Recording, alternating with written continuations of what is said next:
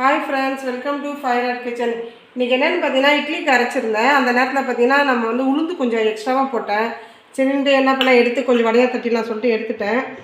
பாருங்கள், இட்லி பாருங்கள் எவ்வளோ சூப்பராக மல்லிப்பூ மாதிரி இருந்தது. இது 4க்கு 1. இந்த வீடியோ வேணும்னா, அளவு வேணும்னா நம்ம சேனலில் இட்லி பாருங்கள் நல்லா மல்லிப்பூ மாதிரி இருக்குது. இதோட அளவு உங்களுக்கு வேணால் நம்ம ஃபயர் ஆர்ட் கிச்சனில் இருக்க சப்ஸ்கிரைப் பண்ணி ஃபயர் ஆர்ட் கிச்சன் வரும், அதில் போய் பார்த்துக்கோங்க. 4க்கு 1 தான் கணக்கு.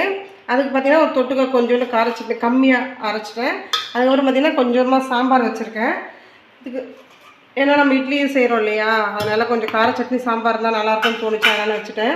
அதுலேருந்து கொஞ்சம் ஒரு 3 வடை மட்டும் எடுத்து வச்சு என்ன பண்ணிவிட்டு சாம்பார் வச்சுருந்தோம் இல்லையா, அதோடு சேர்த்துட்டேன். சரி, சாம்பார் வடைலாம் இருக்குது, இந்த வெண்பொங்கல் ரொம்ப நல்லாயிருக்கும் மெதுவடைக்கு சொல்லிவிட்டு கொஞ்சமாக வெண்பொங்கலாக வச்சுட்டேன். இந்த ஒவ்வொரு வீடியோவும் நம்ம சேனலில் இருக்குது, தனித்தனியாக வேணும்னா நான் அளவோடு தனித்தனியாக போட்டிருக்கேன்.